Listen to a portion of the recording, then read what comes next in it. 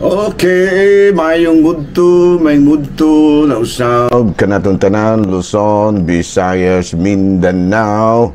Mayong mudto Philippines, may mudto world, may mudto universe. Ano na punta mga higalan, ining atong tulumanon sa kahanginan, C.O.N.A. Catechesis on Air. O ako lang gihapon kini inyong ubus nga alagad, Reverendo Padre Edwin Academia Acab. Abay no, adlaw na usab karon nga Huwebes, no? Ay Huwebes. Yeah, Huwebes. Pizza 26 na niining bulan sa Hunyo.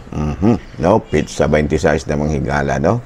Abay no, padayon kita manghigala sa ato ang mga pag-ampo alang sa ato alang sa kalinaw sa tunga-tungang sidlakan, no? Tali sa Iran og sa Israel, no? Nagkagubot yung may mahigala, no? Nagtirahanay og ang Israel mahigala migamit sa ilahang mga fighter jets aron bombahan ang Iraq. Unya ang Iraq pod migamit pod sa ilahang mga ballistic missiles, no? Pastila no nya dagko kay nagbuto mahigala. So muna nga padayon karon ang panawagan, no, sa international community nga mahunong na ning giraha kay makaepekto gid kini sa tanan at tibuok kalibutan. Labi na kung maglabananay na mahigala, no? Maglabananay na ingon niya na.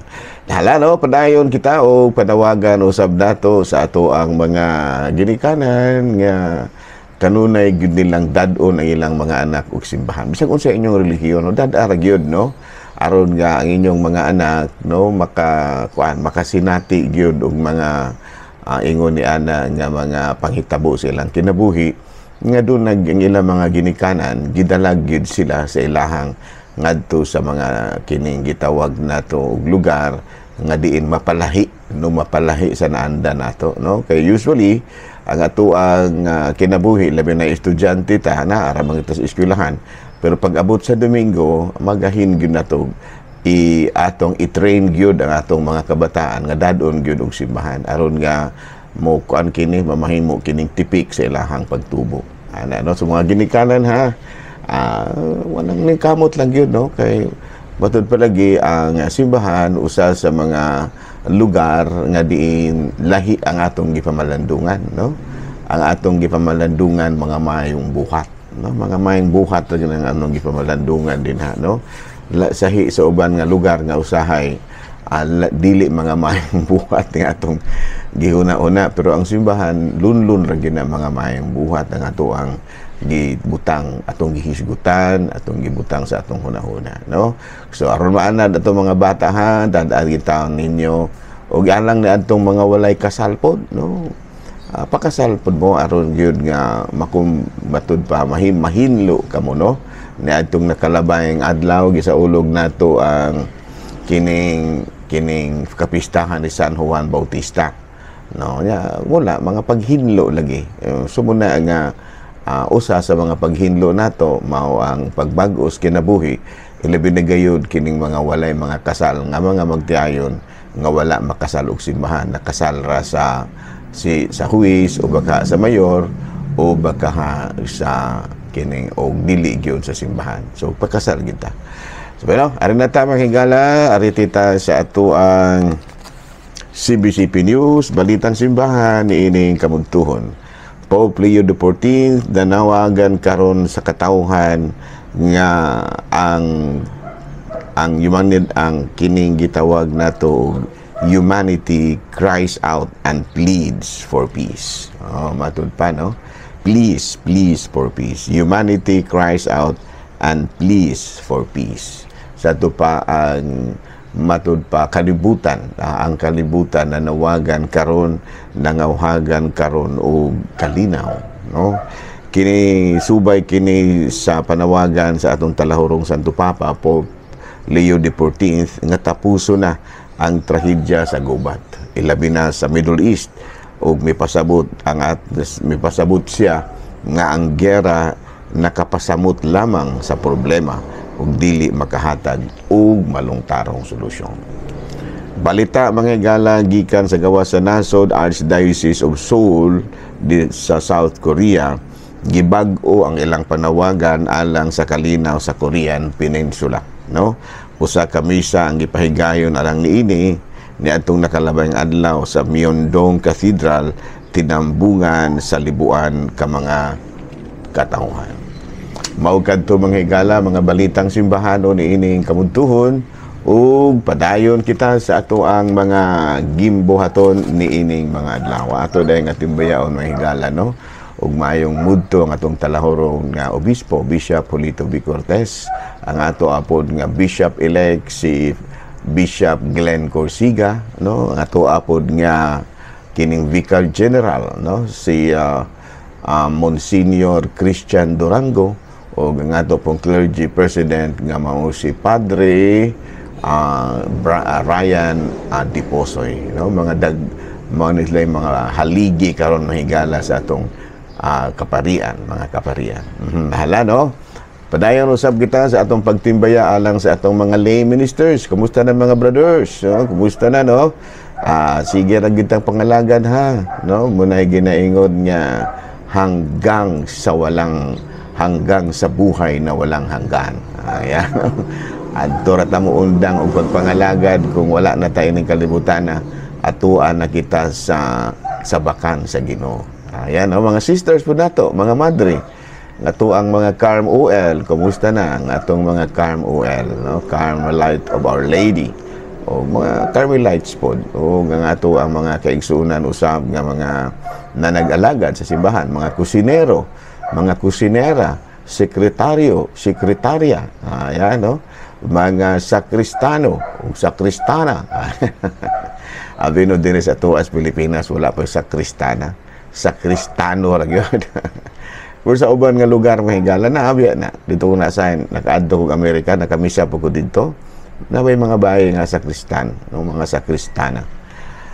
Abino padayon ta mahigala, kita sa atong saint of the day.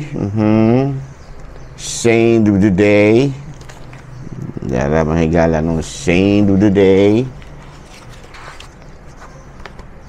Kaya pa mahigala hato sa pangitaon na itong saint of the day. Di ara atong saint of the day.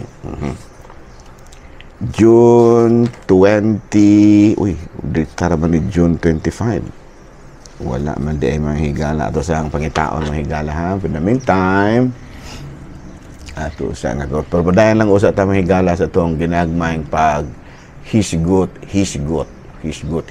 mahigala duha. Abi, no? Ari na ta manghigala sa ato ang katikisem. Kita sa atong katikisem. Abi, no? Ari na ta manghigala, no? So padayon nato katong topic nato kagahapon, no? Katubi taong kabahin sa estatwa, no?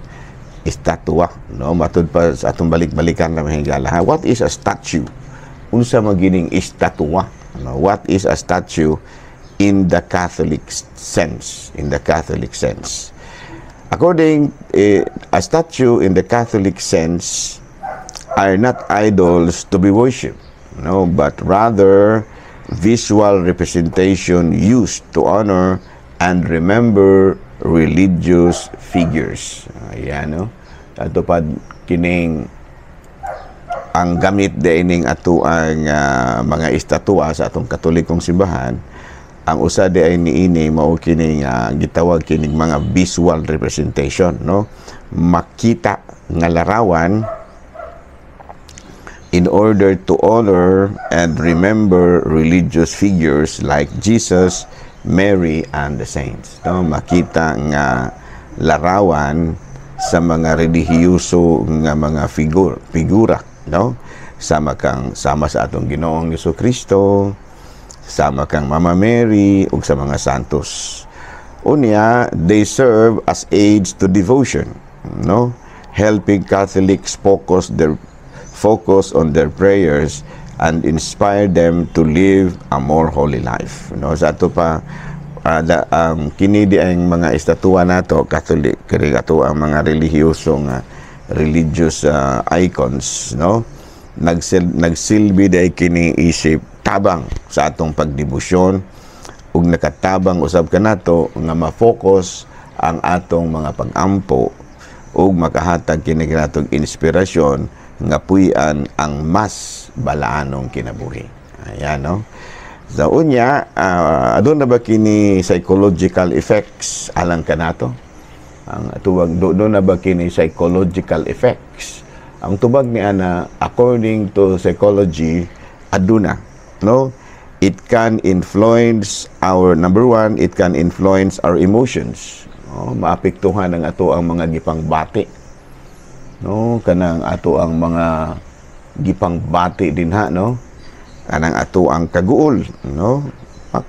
Kanang mag-ampo ta atubangan sa mga gitawag og santos tungod sa atong kaguol, mga kuan ba, mga estatwa, makakuan ba ya? Makahatag kini kanato og kagaan sa ato ang mga gipangbati din ha, no? Ana atubangan sa atong mahal nga birhen, no? Nga nagkuanta kanang pirti na natong hilaka, no? Kay naguol lagi tayo tol mga daghang problema sa kinabuhi. Kanang mag-atubang ta sa ato ang mga santos, no? Ato mga gitawag og estatwa, mga santos mitawag nato ni ana, no? Wala man nato na tawag og estatwa, ang tawag nato ni ana mga santos, makuha-kuhaan baya ang atong gibating kaguol. Ana no muna maka-influence our emotions. No, number two, it can also help us strengthen our memory. Makahinumdum pud kita sa daghan kayong mga pagtulunan nga makatabang, no? Pananglitan, ana ang gyapon kita sa kaguol, no? Unya matud pa nagkuan pud kita naagyod sa kaguol unya mura ba og sa atong huna-huna murag pasa natin ang daigdig, no? Something like that, no? Dako kay ikatabang kung magampo kita atubangan sa mga santos kay maka-enhance man lagi nag piety, no? Maka-enhance og piety, so man maka-enhance og piety, makatabang aron nga mas muhugot pagyud ang atong pagtuo. Ayan, no? Kana mag-atubang ka sa imahe sa krusipiho, kanang dako kayo nga sa crucifix, no? Naabay krus naapod si Kristo. Dako kay kana isang epekto alang sa atong pagtuo. Ingon niya na. Okay. Okay, no? So, muna sa mga higala, no? So, muna nga kining kabahin ni ana, kini bang kabahin ni anang mga butanga, the religious icons o kini mga estatwa o mga santos alang kanato, no? Ang epekto diini alang kanato, it can influence our emotions. Kung anaa kita sa kagulanan, no, dako kay kanang ikatabang alang kanato, ma-influensyahan ba ang atong maapektuhan atong dako kay pagsalig sa Dios.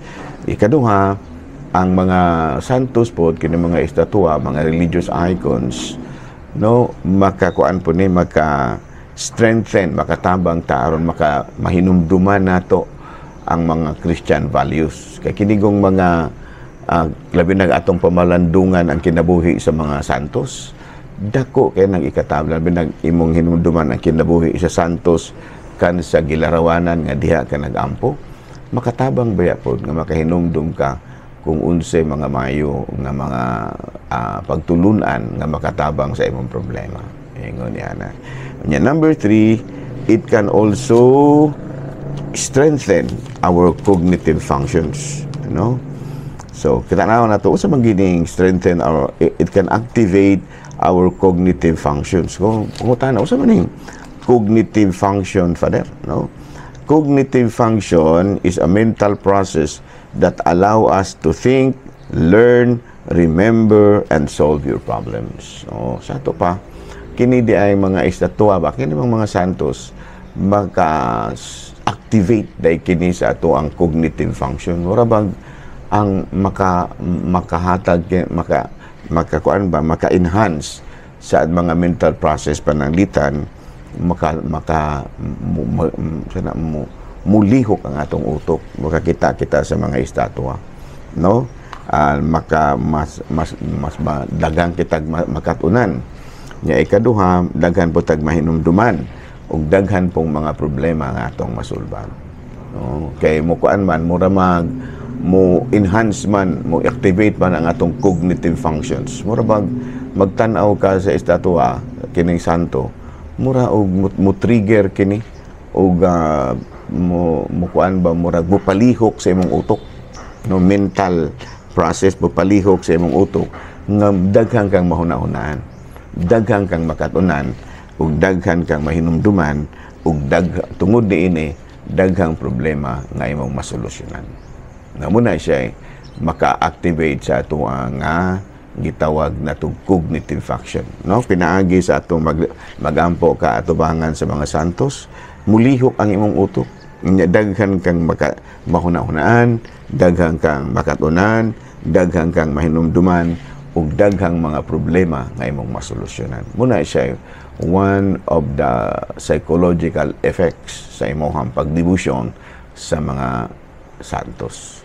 Unya ato hunahon nga matud palagi ang mga santo are one of those things that we call sacramentals. No, muna nga dili ginato na pasipadaan mo nang ato gyud publisingan og pare kay ang mga estatwa na himo naman laging sacramental.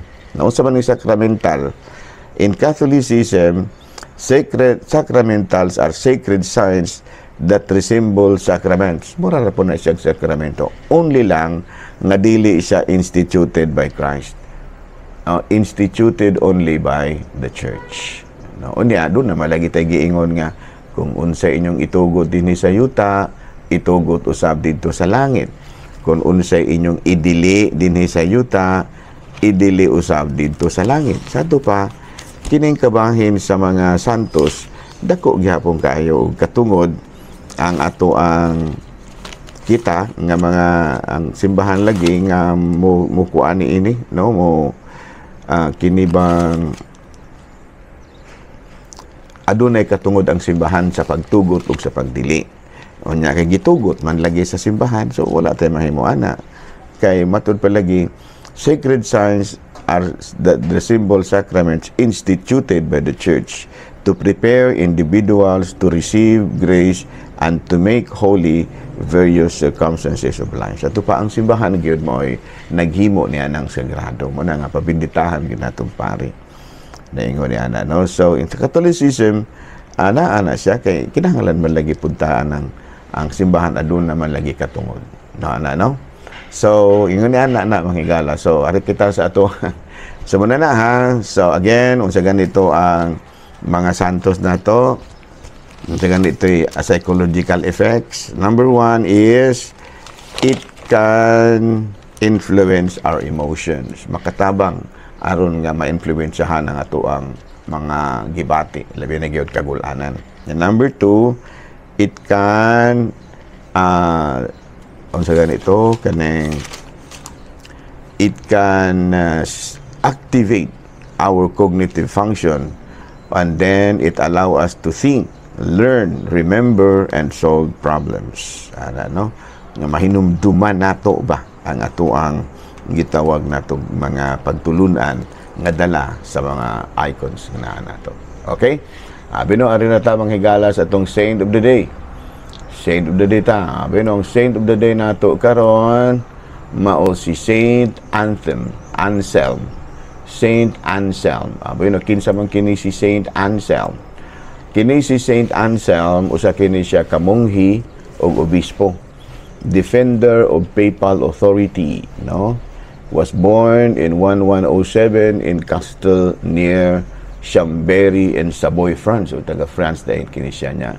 He was ordained priest and visited the Carthusian Charterhouse of Portis, where he entered the order of the age of 30.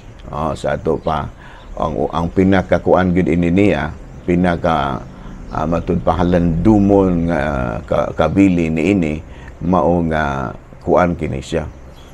Iyaha gyud nga gidipinsahan ang otoridad sa Santo Papa. No? So karong adlaw gihinumduman nato ang lain na pong patron sa Katolikong simbahan nga mao si San Anselmo or Saint Anselm. Saint Anselm. Okay? Bino din na lang una kita kutob ha manghigala, ako lang gihapon kini inyong ubos nga alagad Reverendo Padre Edwin Academia Acab, salamat kayo sa inyong pagpaminaw. Unya, papadayon gihapon kita sa ato ang pagpanawagan alang na atong mga walay kasal sa simbahan, pakasal na mo og simbahan. Unya, ayaw mo pangalawat ha. Ayaw intaw mo pangalawat og wala pa may kasal kay matud palagi madugangan hinuon ang atong kasalanan. Unya, duula ra ninyo inyong koraparoko mo kuan na tabangan ra mo sa inyong koraparoko. Unya, inline po sa ako ang kuan kining ako ang kining commission on migrants and itinerant people, pagbantay rin mo no, sa mga human traffickers. Kana bang manani mga higala og trabaho nga dado sa Cebu, sa Manila, pero kuan di ay scam di ay. No? Scam mo na yung mga human trafficker niya. Delikado ra ba na sila kay usahay kuan kanang binuangan ang ato ang anak. No? Binuangan ba kanang panamas-tamasan ang atong mga anak, no? Labi na katong mga batanon nga mga babae, mga dalagita ba. No?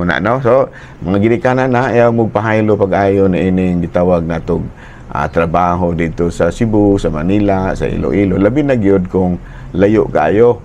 Manila ba niya? Wala tayo kalibutan, dadon niya, dili gani ninyo kaila. So, bisag kaila, pero murag kadudahan ang kinaya. Ayaw ha? Ayaw yun. Okay? Salamat. O sa ngalan sa itong Talahorong Obispo, Bishop Julito B. Cortez, ang station manager si Father Ram. Ako lang gihapon kini inyong ubos nga alagad, Reverendo Padre Edwin Academia Acab. Manamilit na usab kaninyo o manalangin kanato ang Dios makagahom sa tanan. Amahan, Anak, Espiritu Santo. Good noon, Pilipinas.